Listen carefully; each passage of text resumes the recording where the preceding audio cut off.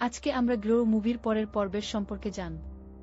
শোষিত ও নিপীড়িত মানুষের ত্রাতা হয়ে ওঠার এক বীরত্বপূর্ণ কাহিনী এটি। বস্তির সাধারণ মানুষদের অধিকার আদায়ের জন্য নায়ক এক দূরদর্শী অভিভাবক বা গুরু হিসেবে আত্মপ্রকাশ করে। যখনই মাফিয়া ও দুর্নীতিবাজ ব্যবসায়ীরা গরিব মানুষদের জমি ও ঘরবাড়ি কেড়ে নিতে চায়, তখনই গুরু প্রাচীর হয়ে তাদের সামনে দাঁড়ায়। তার এই একনিষ্ঠ লড়াই পুরো শহরকে আলোড়িত করে। অ্যাকশন, থ্রিল এবং গভীর পারিবারিক ভালোবাসায় ভরপুর এই কাহিনী। অন্যায়ের প্রতিবাদ করা এবং নিজের মানুষদের রক্ষা করতে গিয়ে সে কিভাবে একের পর এক শত্রুকে পরাস্ত করে নিজের সাম্রাজ্য গড়ে তোলে, তাই এই গল্পে দেখানো হয়েছে। আজকে আমরা গ্লো মুভির পরের পর্বের সম্পর্কে জানব। শোষিত ও নিপীড়িত মানুষের ত্রাতা হয়ে ওঠার এক বীরত্বপূর্ণ কাহিনী এটি।